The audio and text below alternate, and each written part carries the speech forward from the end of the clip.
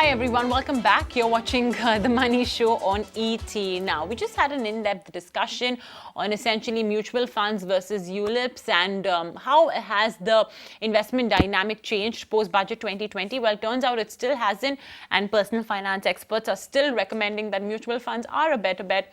Though mind you, ULIPs may just be a bit more tax efficient, but in the long run, it's the mutual funds really that score over there. But let's talk now about health insurance. The IRDAI has essentially issued a new notification that speaks about diseases diagnosed by a physician prior to the health insurance cover. Certain guidelines have been issued, various circulars as well have been issued from there. We call them pre-existing diseases. What exactly does this change in definition essentially mean for you, the insured? Let's talk about that with Amit Chhabra, Business Head of Health Insurance with policybazaar.com. Amit, thank you so much. Always a pleasure having you with us on The Money Show. Just simplify down for our viewers, because insurance any which ways is a topic that does have a lot of jargons. So for a regular individual already having a normal health insurance policy, what does this tweak in the pre-existing disease definition mean for them?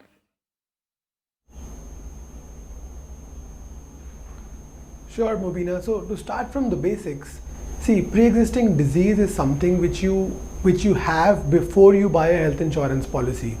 So to take a simple example, if I am a customer who already has diabetes and I buy health insurance, then diabetes will be called out for me as a pre-existing disease.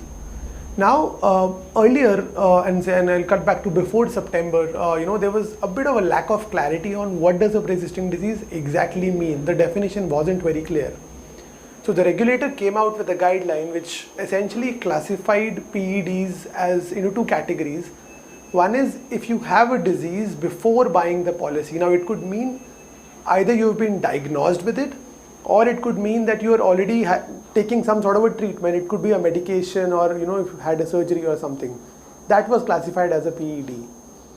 Along with that, in September a guideline came which essentially said that in case you contract a disease within 3 months of buying your health insurance policy, that will also be classified as a PED. So to take an example, let's say I buy a policy today and I develop hypertension within the next 3 months. That will still be classified as a PED. And typically what PEDs come with is a waiting period. So that means if I already have a disease and I buy a policy, the coverage for that specific disease will have a waiting period, and it ranges from 2 years to 4 years. Now the biggest challenge which IRDAI faced, I think, was there used to be a lot of customer dissonance when it came to claims, because claims would get rejected because of a PED being present. And there could be scenarios where either the customer wasn't even aware that he had a PED, which is a very likely scenario, right? A lot of us suffer from hypertension and we may not even know about it. So which was leading to rejection of claims by the insurance companies because customers weren't aware and hence they didn't declare it. So in the new guidelines that have just come, what the regulator has done is they have removed the clause which basically says that if you get a disease within 3 months of buying the policy, now it will no longer be classified as a PED. So essentially it means once you have come into the contract of health insurance, post that if anything happens to you, that will be covered from day one and it will not be classified as a PED. The intent of this is to make things cleaner and as less grey as possible for the customer. So I think the clear intent is the regulator wants to make things simpler for the customer and reduce any dissonance that happens at the time of claims. So very simple question, Amit. Like you mentioned, if I basically contract a disease, within 3 months of buying my health cover, that's basically what was considered to be that gray area of sorts. Now we know that, let's say if I'm a smoker, or let's say I have some sort of a pre-existing disease, then obviously my premium, when I will go to the health insurance and say, look, I want to get cover for myself, my premium will obviously be a little higher.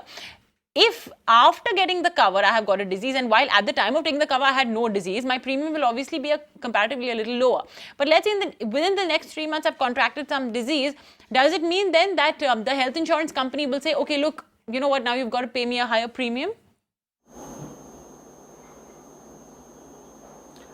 No, not at all. So that's where things actually get simplified. So once you have come into the contract, anything that happens after that will be covered. You don't have to pay anything extra at all. It will be covered from day one itself.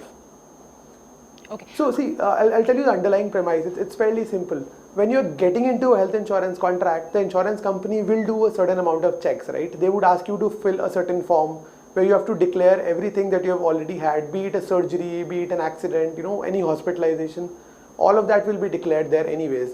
So the simple premise is the insurance company does its checks at the very beginning. It could be a medical checkup, it could be a tele-underwriting call, or it could be a form filled out by the customer. But once that is done and you are on board into the contract of health insurance, now there are no ifs and buts. Now it's become fairly clear. Now that you're already insured by the health insurance company, a PED cannot be added on, within the next 3 months. So it makes things very simple and cleaner for the customer. Okay. Okay. All right. Understood. So, okay. So from what I understand, if there are any current health insurance policies out there, do they at this point of time need to go to their insurance company, make any changes, or, they don't need to worry because, I mean, as things stand, they will obviously be covered they will be covered basically with any condition that they had, or do they need to go to the health insurance company and make any changes or anything like that? No, for the customer, nothing changes really, So if you're already holding a health insurance policy, nothing really changes for you. It just makes the process simpler when it comes to claims. The only advice that that must be given to all our viewers here is, whenever you buy a health insurance policy, make sure you declare anything, from small minor things to larger things, anything that you have had in the past, any disease, any treatment. Make sure you declare that at the time of buying the policy. It just makes the whole claims process completely seamless. All right. Okay. Understood. So basically, that whole waiting period that was added, if you are diagnosed with a condition within the first 3 months of the buying period policy, this condition would be treated as a PED, and insurers could apply a waiting period to it. And now essentially this new guideline has removed this second part of the clarification. So now there's, it'll basically have the policy as of now will cover all pre-existing diseases. That's of course after that waiting period of 48 months is over. That's basically the new definition as has come about it. The second clause of this notification has been deleted.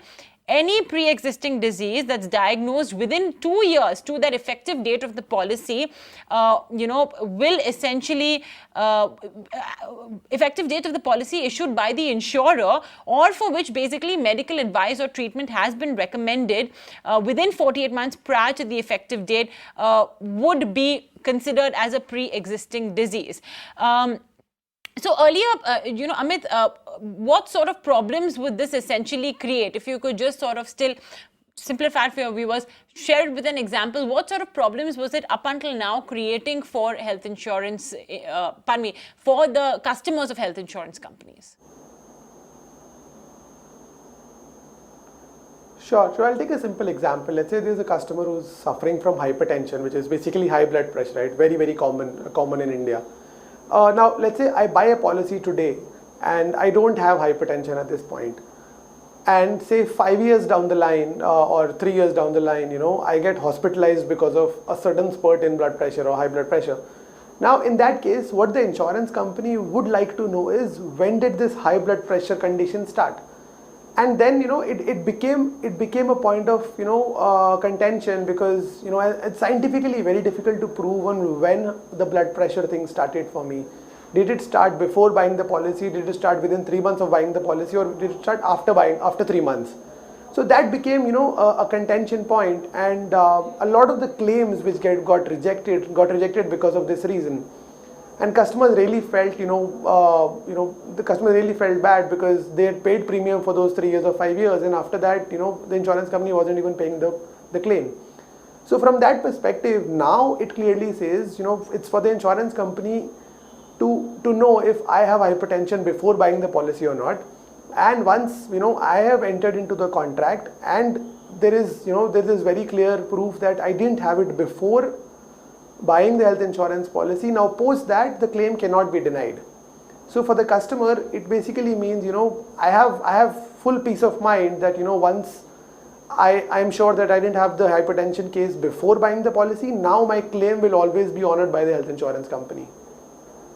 See, you have to understand there'll always be a bit of a gray there, because scientifically it's very difficult to prove, on what date did I contract hypertension, because hypertension is a kind of a disease which exists over a long period of time. So that somewhere, that vagueness now goes away, because either I had it before buying the policy or I contracted it after buying the policy. The 90-day clause goes away, which makes things simpler for everybody. Okay, all right. I think that will more or less simplify it. It's always easy when you understand it via an example. Okay, great. Amit, thanks so much for very easily explaining off and otherwise a bit of a complicated topic, and that's of pre-existing diseases. It was a grey area earlier, but now the IRDAI has essentially clarified what will come under the ambit of PED and what won't. That waiting period bit as well has been clarified. Thanks so much, Amit.